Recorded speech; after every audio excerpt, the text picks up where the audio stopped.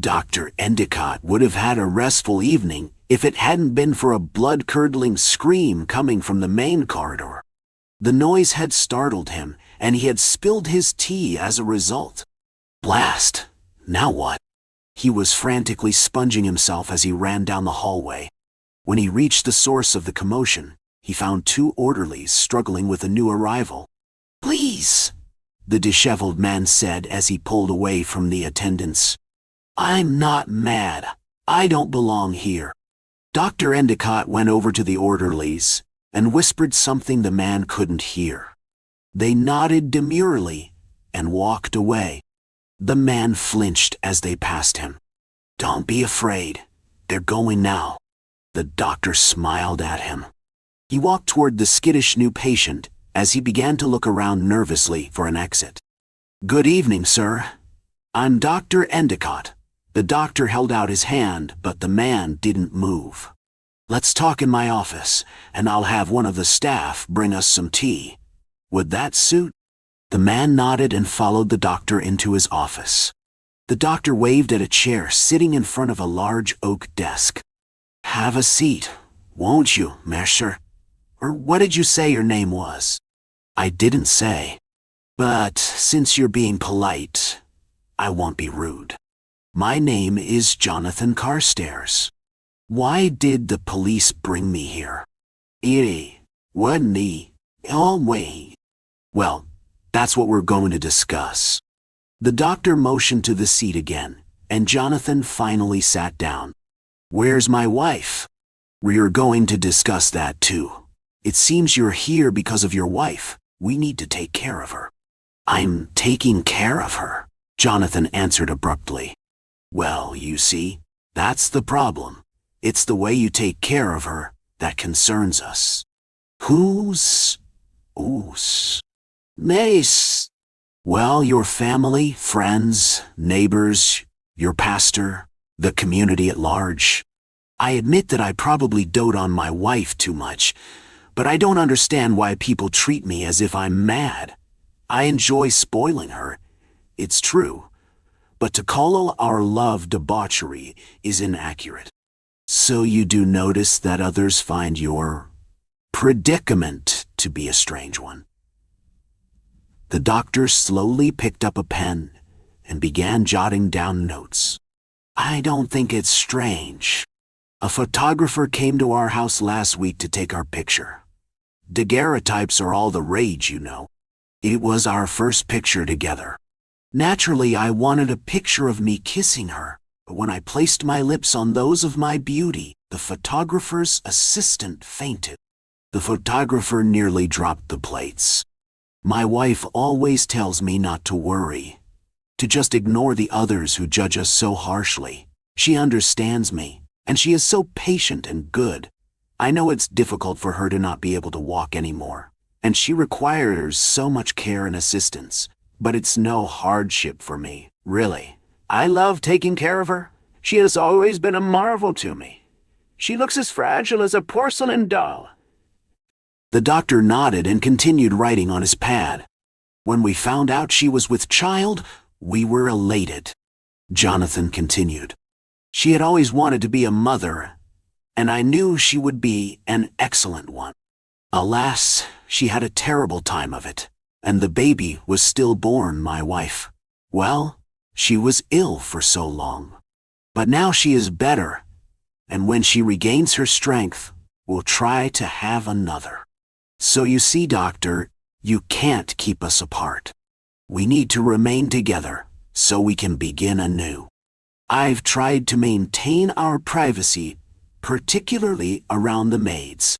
They were so jittery, especially when they saw me carry my beloved to bed. She is rather weak and I need to do so much for her now. The staff didn't want to touch her. Her illness left her rather pale, and they complained of an odor. But after all, I did bathe her, washed her hair, and changed her clothes. We enjoyed our time in the fresh air together. But wherever we went, other people stared at us. I took my beloved to the park. She was still too weak to walk, so she accompanied me in her wheelchair. There were other couples there, so I took great care not to be too affectionate with my love, simply kissing her every now and then.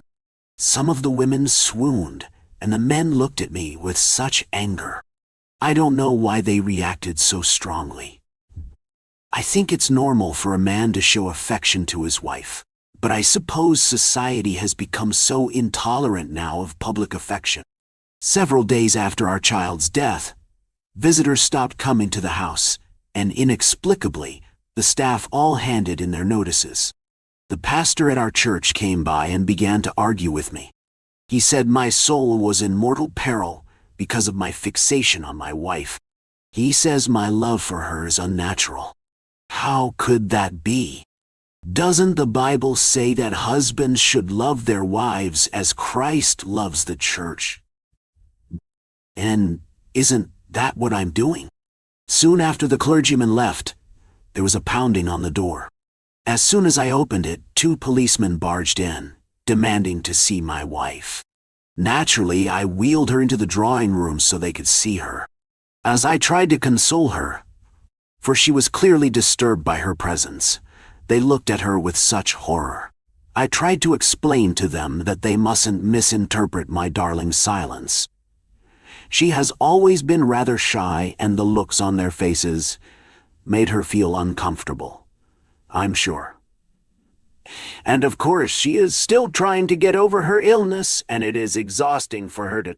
The doctor sat silently, nervously stroking his beard. Mr. Carstairs, you must understand. Jonathan shifted forward in his seat and grabbed the edge of the desk. They had no right to take her away. Where have they taken her?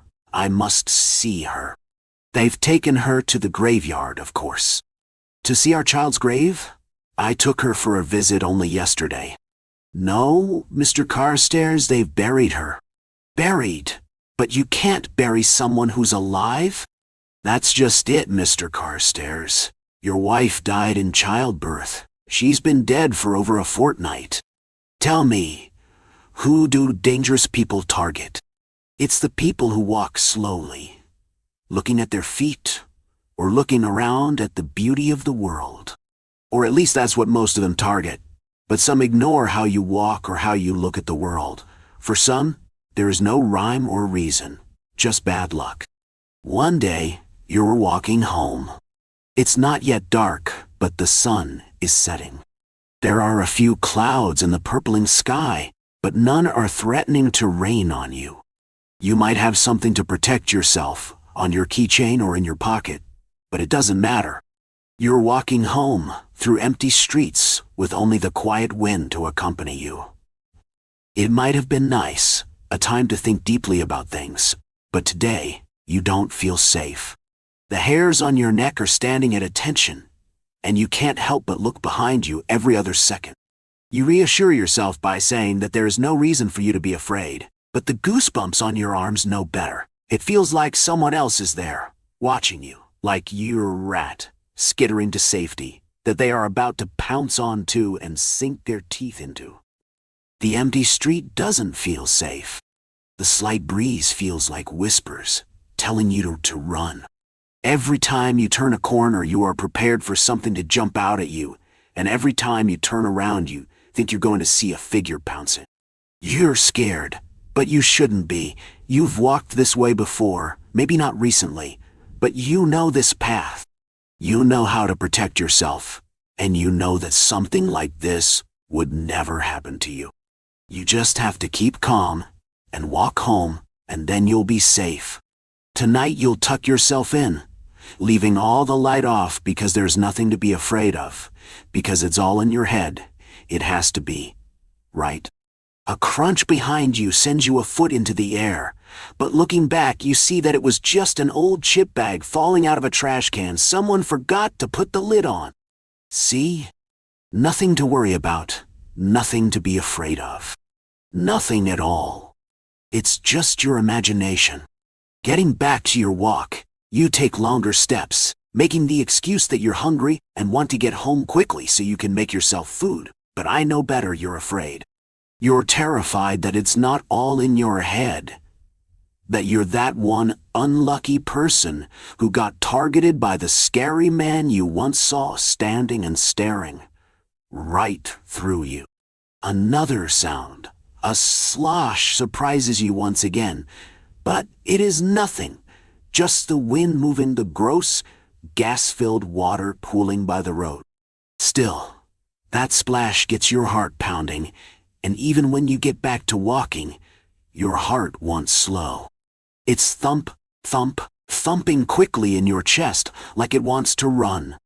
All your body is telling you to sprint home as quickly as you can, but you don't because it's all in your head. It has to be. Proving yourself right, you get home, intact, without any stalkers or encounters. Before you go inside, you take one last look around to make sure that there is nothing, which you don't have to do because you were never in danger. Once you're back in your familiar house, though you're home alone, you feel safe. The hairs on your neck take a seat and your goosebumps make themselves scarce. It's nice here in your home. It's familiar, and all the lights are on. It's been a long day with a stressful end, so you decide to make yourself some food. Nothing too hard to cook, just some frozen chicken nuggets in the microwave. Once it's been cooked, you take your plate and with it in hand, take a seat on the couch, turning on one of your comfort shows, something nice and calming. The familiar show, whispering the same things it always whispers, while cuddled in a blanket in your home, your safe space. With all of that, you are lulled into a deep sleep. Eventually, though, you are awoken by a crash. You jump from your nest on the couch and look around. The house is still yours, but now that it's dark, only light by the credits of episode 3 of the show you'd been watching. It feels sinister, so your hairs go back to standing and the goosebumps return, ready for danger. You can hear someone ruffling through the room next door. They sound big and ready to attack. You grab your phone and dial 911. 911, what is your emergency? The kind-sounding lady asks. You open your mouth to tell her, but it's like the thief in the next room is stealing your words as they leave your mouth, never giving you a chance to say a single thing. So you just stand there as she prompts you, desperately trying to save yourself, but unable to do anything. The shuffling stops and so does your heart. What? A gruff male voice, fitting who I imagined was stealing from me, says before being cut off by a wet, blood-soaked thud. Still frozen, you stand there as you hear more thuds. The first are directed at the voice you heard, but the later sounds are that of boots walking towards you. Still stuck, you watch as he emerges from the room. You've seen him before, but only in passing, out of the corner of your eye, maybe once or twice. He never seemed off to you, but now, walking towards you with red-soaked black gloves, he's far more terrifying than any thief could ever be. You want to turn, to run. But it's too late for that. You are frozen, trapped in the clutches of someone who's done this before, and will do it again. You're dead, gone, forever, and there is nothing you can do, at least not now. Sensitive content. Violence, physical abuse, stalking. The cobblestone streets rattled in a quiet symphony under her feet, heels gently clicking with her footsteps. Moonlight lit the roads with a pale glow, the occasional street puddle reflecting the great lunar orb so few bothered to even look up at. It was a well-lit night, and yet things still clung to the shadows, trailing in silent undertones behind the symphony. She rounded the corner to find the lively watering hole she frequented in her younger days, already bustling. Warm glows emitted from the doors, and warmer laughter floated on the breeze. She smiled as she descended the steps to her underground refuge, where she used to feel warm and safe. Lil had changed from the decor and staff to the calls of welcome, greeting her the moment she walked in. She returned them in kind. Embraced physically and emotionally, she sat down at the bar with her dear old friends. They were happy to see her doing well and back in town. They were happier still when they heard she was here to stay. Everyone ran through the motions, questioning why she was back, about where she was now and what she was doing. They even asked about him, and for once she found herself not troubled at all to hear his name. Still, she danced around the subject. She didn't care to talk about such things, and to her thanks they didn't dive deeper. The night pushed on in quiet festivities, compatriots sharing a reunion's rejoice, while drinks and laughter flowed. She smiled more in these moments than she had in a long time.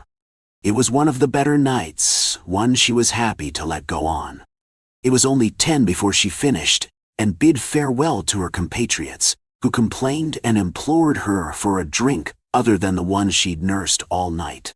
She politely declined their kind offers of more drinks and escorts home. She was ready for her bed and wanted the night air to herself. She desired to feel stronger than her worries and her fears, and since tonight she felt safer than she had in a long time, she decided to prove her hopes to be true.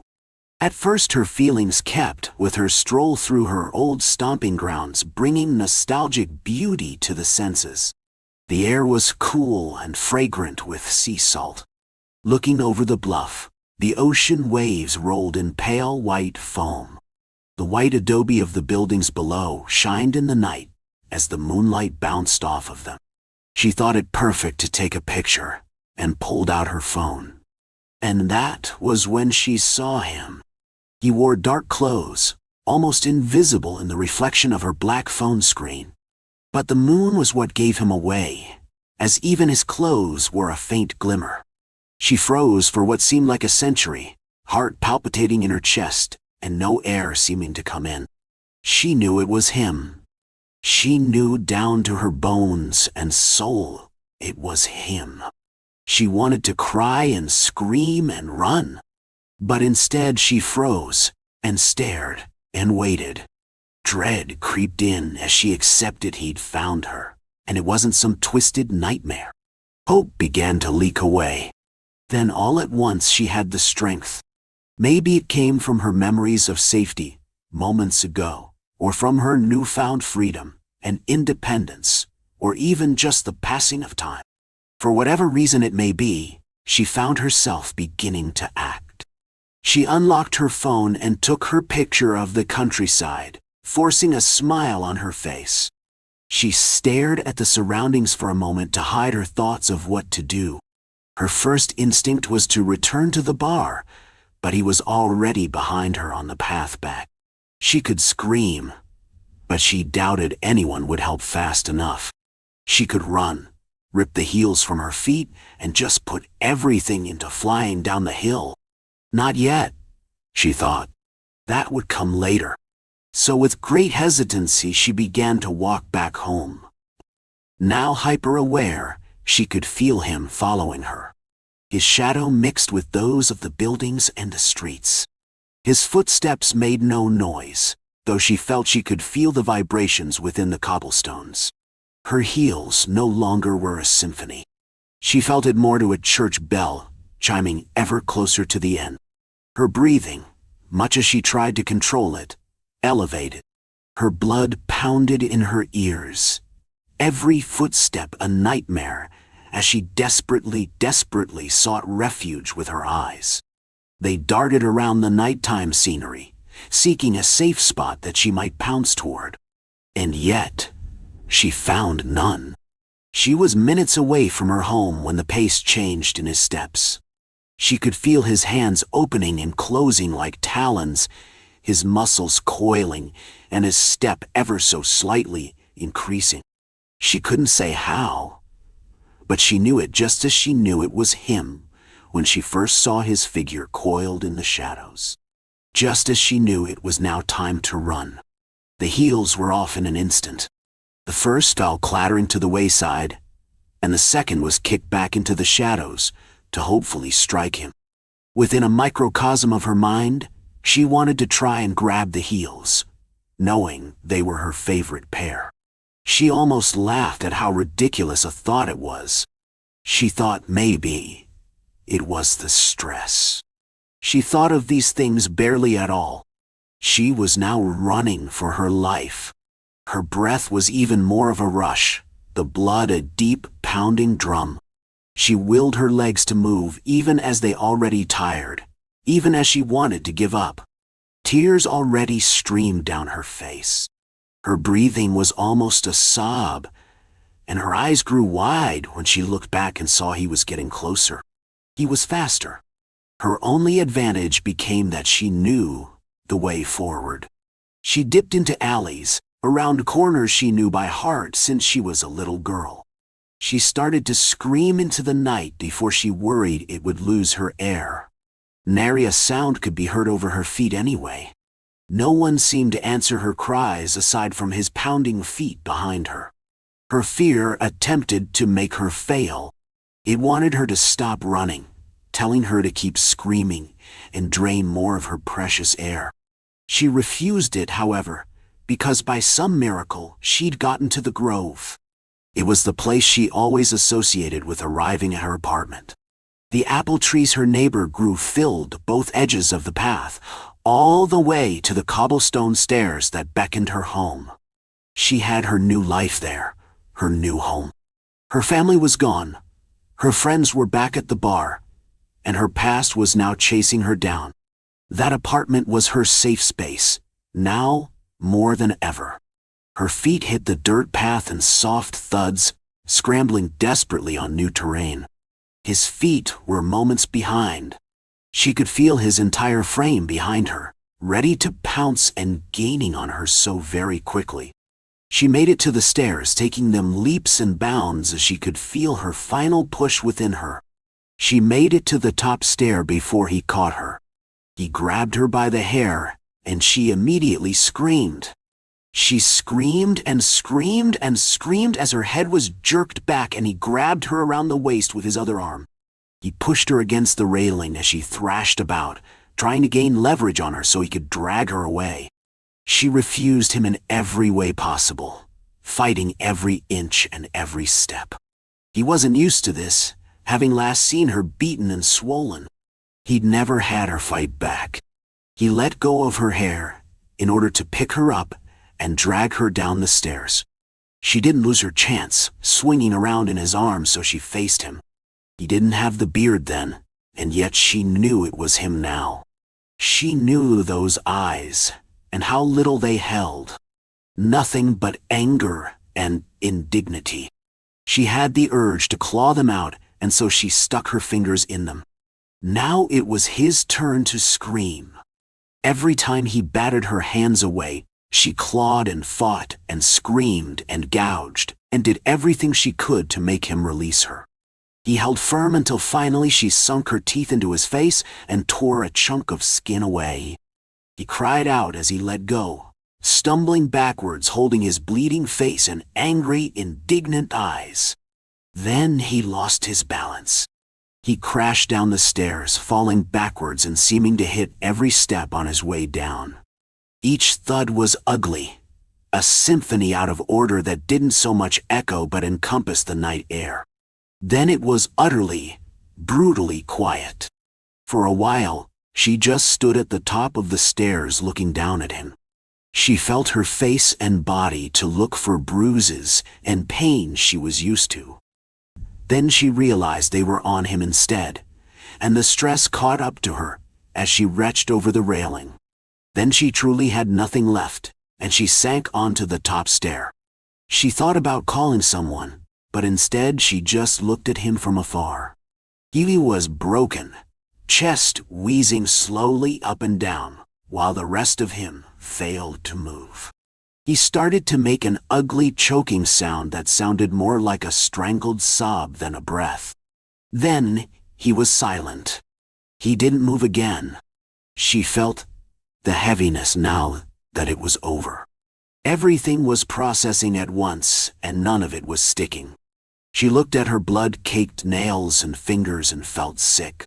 She looked at his form at the bottom of the stairs, and she burned with hatred. She saw her faint reflection in her phone screen, hair a mess and blood on her lips. and just felt tired. Then she simply sat there, existing in all the fallout of the trauma and stress. She realized the breeze again and looked up at the night sky. She really did think the moon was so bright, watching it meet its cool blue with the warm orange of her balcony light. Far off in the distance she could hear the waves crashing against the shore with a sort of peaceful violence. She jerked her head up the pathway as she heard someone coming. She saw the shadow of the cane her neighbor carried and breathed out a sigh of relief. He was a nice and good man, not like the one who lay at the bottom of the stairs. Maybe he would understand. She wondered who to call first. Was it the police? Was it her friends? She honestly wasn't sure. There was a time she would have called him, yet that seemed like centuries ago. Her neighbor's eyes darted about as he processed the scene. The corpse of a man dressed like the night, her sitting atop the stairs looking every bit spent and numb. Her eyes held a look saying she wasn't there. Before the neighbor even knew it, the question had leaked from his lips. "Sweetie, are you all right?" She couldn't help but laugh at such a ridiculous question. Trigger warning: suicidal thoughts and violence. A shiver runs down my spine as I zip up my jacket. The weather was supposed to be fine. I suppose it took a sudden turn. I stand outside in the middle of who even knows where and try to plan what my next move should be. I don't know where I am or how to get to where I need to be. A police car had strongly suggested that I stop my journey, as there had been too many weather-related accidents, and whilst it was a request and not an order, according to my parents, I was born in the midst of chaos, and I would rather not. Breathe in, breathe out. I try my best to not let myself get too stressed out about it. After all, it's not my fault. I mean, I can't control the weather. A sigh slips out of my trembling lips as I try to decide what I should do with myself in the meantime. The sound of someone calling out in the midst of the woods behind me quickly grabs my attention. I try to see if I can see the source of who the sound belongs to, but it does no good. I grab my phone out of my pocket and check the time. 3:10 a.m. Sigh. It's going to be a long night. Pip. I hear from somewhere in the distance. I scan my surroundings, but it's impossible to see past the trees. There's too many of them. Pip. That's my name. The voice calling for me isn't one I recognize, but they know my name. They must know me. Yeah? I call back. I hear shuffling in the bushes, which sends shivers down my spine. Eventually, I see an older man. He has the bluest eyes I have ever seen, and a kind-looking smile. A sour odor wafts through the air, as though he has been in those woods for years. "Peep," he whispers, looking at me with a mysterious glint in his eyes. "I'm so sorry, but you are." I question. His smile grows even bigger as he takes a few steps closer to me, and my instincts tell me to step back. "I'm Finn. You wouldn't know who I am. We haven't met before. The voices told me all about you," he says, forcing his hand around mine. Even though I try my best to break free, his grip just gets tighter and tighter. "We don't have much time. You need to follow me now," he spits out, more seriously this time. Before I have time to ask any more questions, he drags me deep into the forest. "Can you please tell me what's going on?" I ask. "There is a cabin on the other side of the forest. The voices say it's safe there. This forest isn't very big. We'll be on the other side in no time," he explains as we run. I have so many questions on my mind, but I can't find the courage to ask them. How do you know they're real? What if they're just hallucinations? How do you know this is safe? I figure that going into this cabin is probably better than just standing outside and freezing. So, I obey. With my lungs burning and my head thumping, I run as fast as I can. Wah! Before I know it, I can see light on the other end. He really was right. This is probably one of the smallest forests I've ever stepped foot in, which is strange considering it looks so deep and spooky on the outside. He points a trembling finger at an old rusty cabin as we slow down, and he begins to catch his breath. See that cabin over there? Go in. Now, he demands as he pushes me forward. I'll be right behind. I'll stay with you the whole night, he tells me.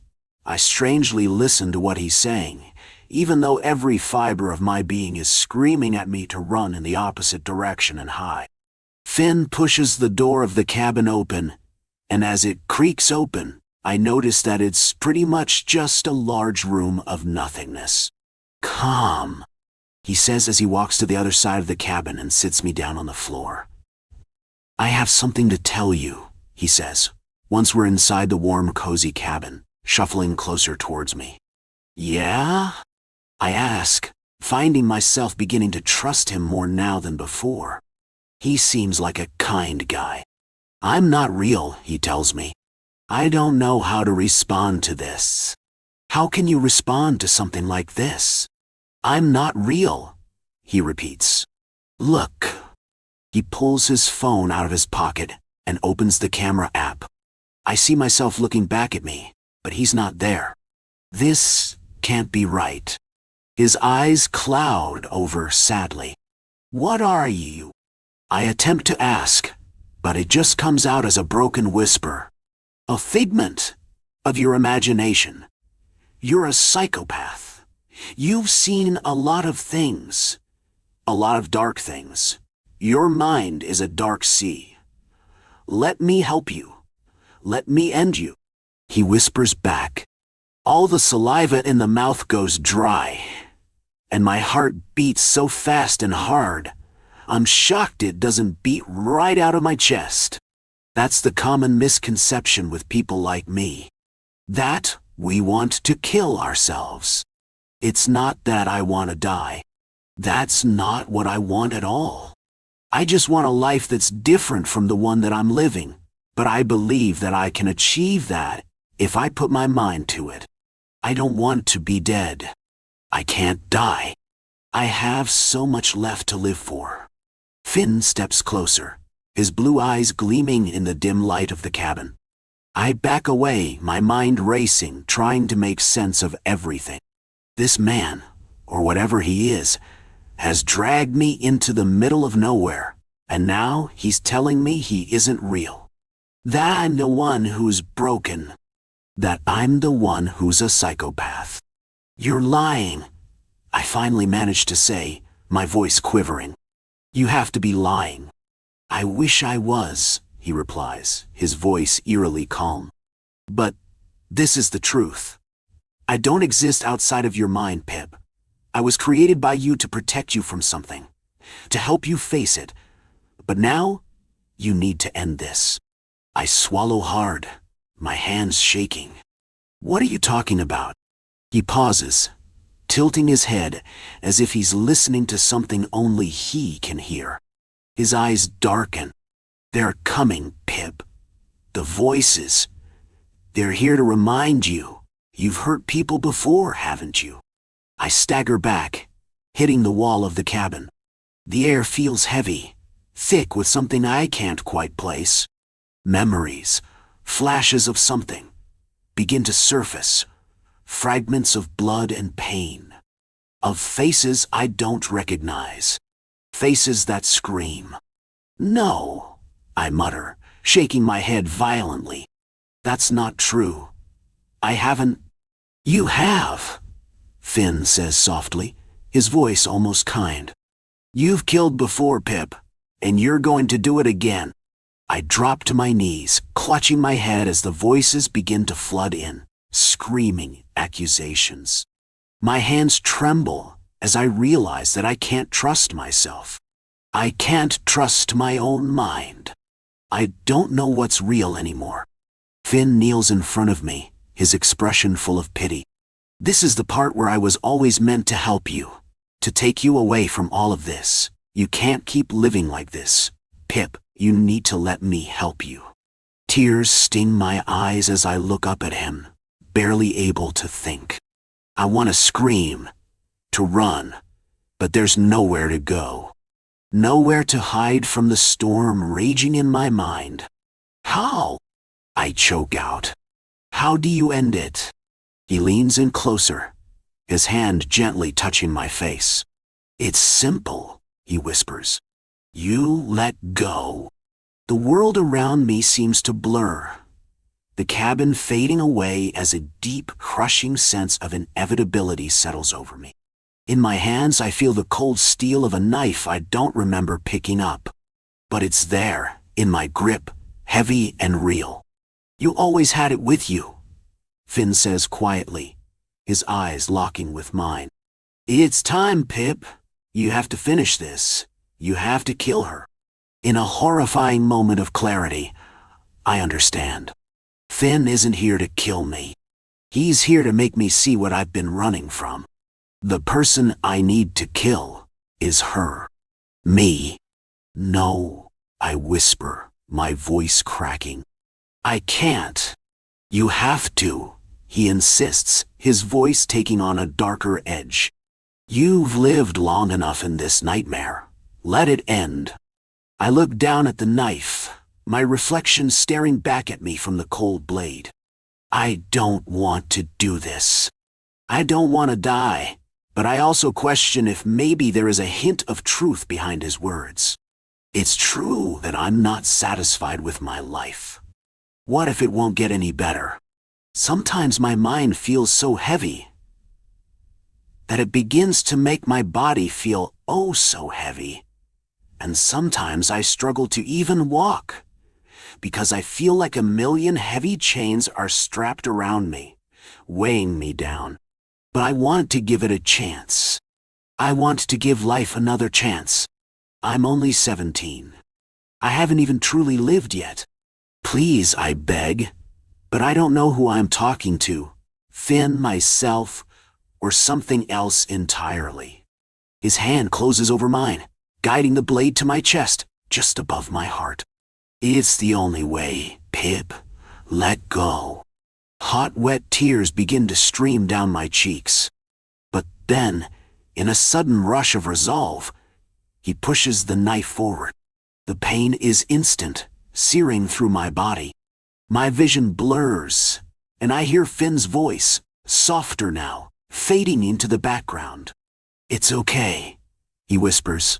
It's finally over. As the darkness closes in, I realize the truth. He was never real. But the action was. The pain was. And now it's all gone. And so am I. The music was the sound of someone dying. That's what I heard my first night in the new apartment. It was 2 a.m, and I lay next to a cum-stained mattress left by the prior tenants, 11 empty bottles of Modelo that I hated myself for drinking because it worsened by headaches and no one in their early 40s should drink that much, and a brown bag that held 3 debit cards equaling $300 minus the cost of the 2 six-pack. Why that much? Because I am convict who just did 10 years, and that's what the state deems all that is necessary for a fresh start. And that's what I wanted. A fresh start. But I couldn't sleep. The music seeped into my skin. Its sharp notes and staccato rhythms were poison. The music did not end until mid-morning. But even after the music ended, the sickening melodies torn at the sinews in my brain. I clenched my fist, trying to control my breathing. The second night did not get better. I had spent the day getting a look from high as fuck 20-year-olds or some, insert disadvantaged minority here, telling me I'm a risk to society. The worst part was every store or restaurant or diner I went to brought back some memory of Elizabeth. The mornings we would get coffee together down the street. Or the times after we got married when we were so poor, we went into the store at separate times trying to see how apples we could shove in our pockets before we were caught. Don't be such a little bitch, Liz would say to me, as she counted the apples right outside the store. I wish I could say that the way she turned around and walked back toward the car with her hair swaying in the wind and those tight jeans highlighting her curves made want to rip her clothes off and fuck her till I passed out, because that's what a 22-year-old would say. But really, I just wanted to be with her. I wanted to listen to her heartbeat. I wanted to feel her hands across my back and chest. I wanted to feel her head on my shoulder. I wanted to know what it felt like to protect someone. With each night in that apartment, listening to the music, my frustration grew. I called the super, but never got an answer. Went downstairs to the office, but it was empty. It felt like this apartment building was an abyss for the desperate. So I used the debit cards, and I drank more beer. And when the beer ran out, and the music still played, I bloodied my knuckles on the dry wall until I fell asleep in exhaustion, or I heard a sharp and painful crack in my hand. I preferred the crack in my hand.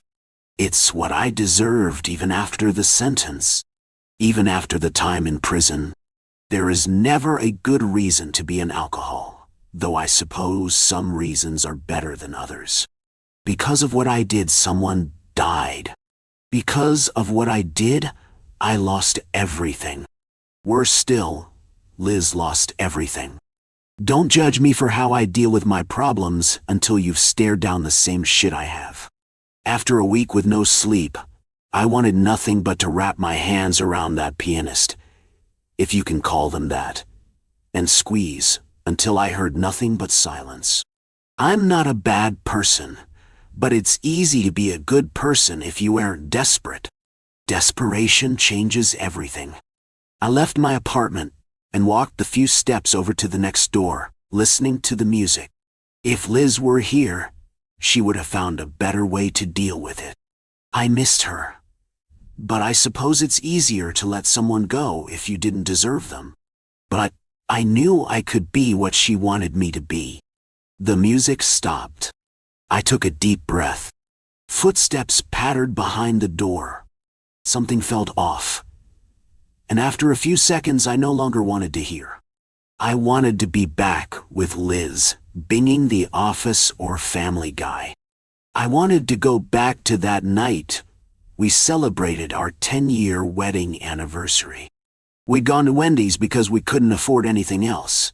And it was that day I told her I wanted to sober up, so our ketchup-stained table, and went to the cash register and returned with a chocolate Frosty.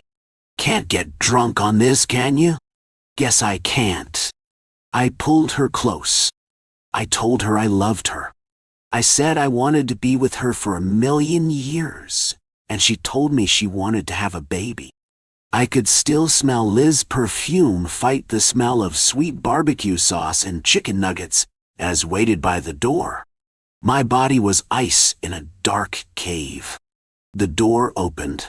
Yes. Her voice was the splintered door to the apartment. Strands of gray fell across her shoulders. Her skin drooped beneath her eyes. And I took a step back from the door because I could feel cold air surrounding her. I live right across the hall from you. I know. I can hear you slamming your fist in the wall. Her eyes dug into my skin.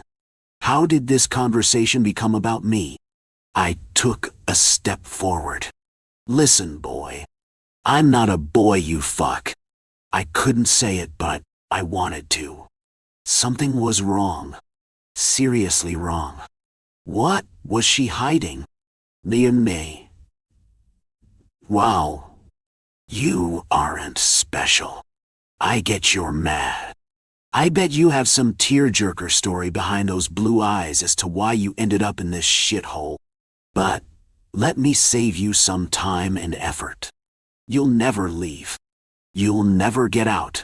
Once the state sends you here, there is no coming back. If this music doesn't stop, talk to the super. I did, and that didn't help, so now I'm talking to you. Is that your daughter in there? She has night terrors. I just need a few hours is all. I'm trying to get back on my feet, get my life back together, beat the alcohol.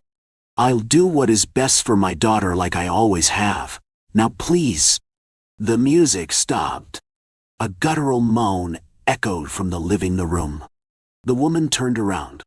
She walked into the next room with a limp that made my own leg hurt. "Eee!" A voice from behind the wall. I could hear the voice of the woman behind the wall. She spoke in whispers, her voice quieted by a tight jaw and flexed abdomen. I could hear the fear in her voice. "Walk away. You need to walk away because behind that wall is something you can't unsee and will take you down a path from which there is no return." But my feet pushed me into the next room.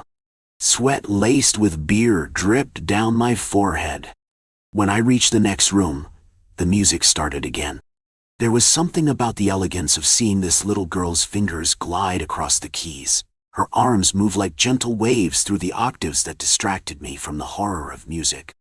A glue trap rested in the corner of the room, giving off a rising smell of blood coming from a motionless rat whose arm lay separate from the rest of the body. On the mantel was a broken clock that with a little polish looked as though it could be brought back to life. I looked down at the little girl's feet as she worked the pedals. My heart went numb. My broken hands formed fists so tight I cut the skin on my palms. Tight shackles were attached to the girl's ankles.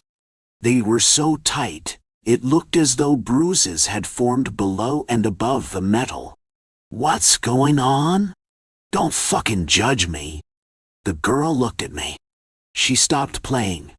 She let out another guttural sound that reminded me of the night I heard a deep cry in the woods. It was all night. Wrapped in one cry was loneliness, desperation, and pain. The following morning, I saw a coyote on the highway near our house. Its chest rose and fell. Warm blood spilled from its mouth. Its entrails lined the pavement. I kept my distance, but I sat there till it died. "Why the shackles?" I asked. "It doesn't matter." The girl looked at me. Her eyes were wide. "Yes, it fucking does matter," I said. In that moment I hated that woman. I hated the pain she inflicted on that girl. And, trust me, I could see the big forehead, the ears that were disproportional. I knew something was wrong. Still, trapped in that body was a sweet girl. She waved at me, but the woman slapped her hand away. And that's when I saw the cuts on the girl's neck. "We don't wave at strangers," her mother said. When her hand landed on the little girl, a wildfire of rage ran through my body. I was back in that doctor's office holding Liz's hand 6 months in and counting, when doctor said he was sorry. That he was very, very sorry, and that she would have to give birth anyway, and that in a few months' time, we could try again. "Try again?" I said. Liz said nothing. She was strong, but I'm not. At least not as strong as her, because I didn't believe his apology. Because he'd spent every meeting, including this one, salivating over Liz's tits.